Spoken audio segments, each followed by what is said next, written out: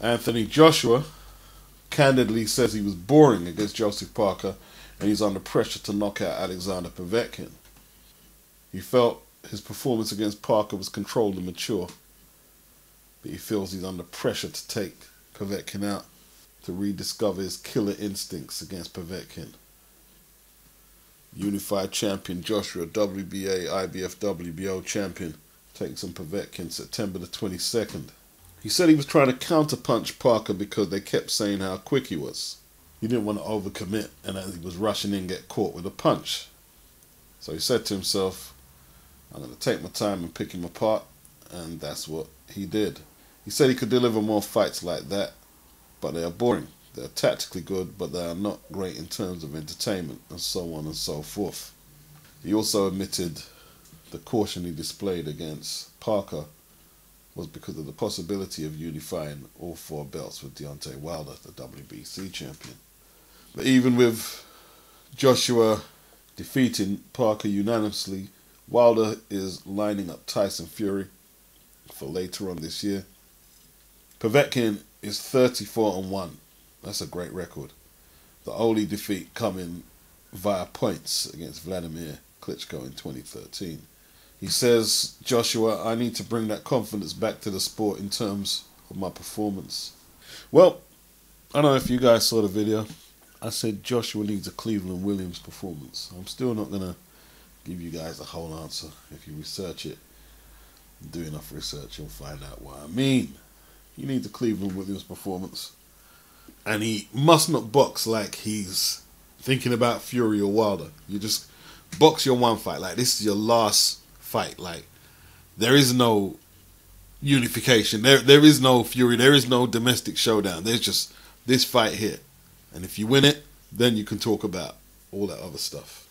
Let's see how he goes about it. You know, if you give Povetkin a lot of space, he'll jump in with them hooks and he can be very dangerous. That's why Vladimir clinched him excessively. That was his tactic to close down the space between him and Povetkin. Joshua's just not going to fight like Vlad, so that will leave him a little more open to Povetkin's counters. But I'm expecting Joshua to be a little more courageous and creative than Klitschko offensively, and mix in some of the tactics that he used against Parker with some of his more aggressive displays, like how he got rid of Kingpin Johnson.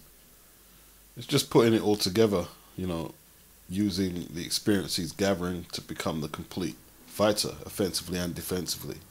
Marco Huck gave him a good fight, and there's no reason why Joshua couldn't use some of Huck's tactics, like jab Povetkin from the ring center, catch Povetkin's hooks when you're in exchanges and punch back at him, high guard, double the jab, and he should have good success with that, you know. Well, that was 6 years ago. I don't know if Povetkin was on the Melzdonian. After the Hook fight in 2012, there was definitely a difference by the time it was 2014, after he lost to Vladimir Klitschko. And he's fighting Mambo Char and Carlos Takam. He had the big shoulders and just looked very robust. But they're obviously monitoring his testing a little more rigorously, I believe. That's what I read. So hopefully he ain't getting up to his old tricks. He's 38. I believe he'll be in good condition, but Joshua is 28 years of age. He must be approaching his prime now. 7-inch reach advantage, 4-inch height advantage. He has all the tools to put on an impressive display. Definitely so. The key to Huck's success was, and I don't expect Joshua to necessarily fight an ambush fight, is that unpredictability. Hook, high guard, and then all of a sudden he's on the attack, and it gave Povetkin a lot of problems, the unpredictability. And Joshua has to be unpredictable in his own style.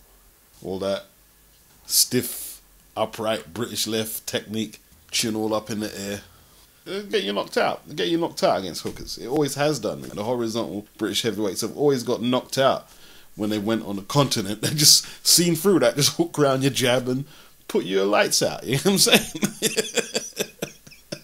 When Joshua was fighting the likes of Kingpin Johnson and Molina, I don't know if weight ties into it. I don't think it does, but he seemed very relaxed to me, and he had his own style. He was walking opponents onto shots, bombarding them on the ropes and not taking no shit back. Against Brazil, it was just a beautiful performance, man. From the ring center, just hammered him. There was no drag him out, beat up Brazil, and then he comes back like he does against all his other opponents. Joshua just shut him out. Don't get me wrong, he had to take a few shots because his nose was bleeding, but this is boxing. This is boxing. Brazil's a 6'7" heavyweight, so unless you get him out of there quickly, he's going to make contact with you. The first half of the Klitschko performance, I don't think Joshua's really been credited. He was outboxing Klitschko for a lot of the rounds. And not like Fury was on the back foot. Fraying Leverett in him had him on the canvas. Who in the last 10 years has put it on Vlad like that? Nobody.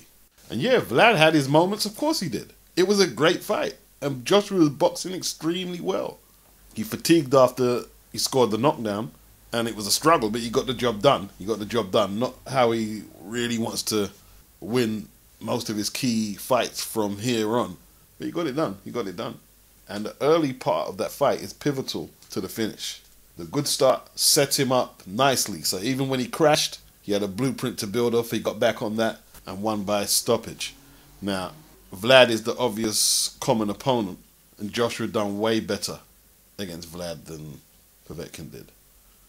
You know, people said that Vlad clinched excessively, which he did. But Povetkin wasn't able to prevent the clinches, partly because he's got a 75-inch reach, which Joshua wasn't handicapped by.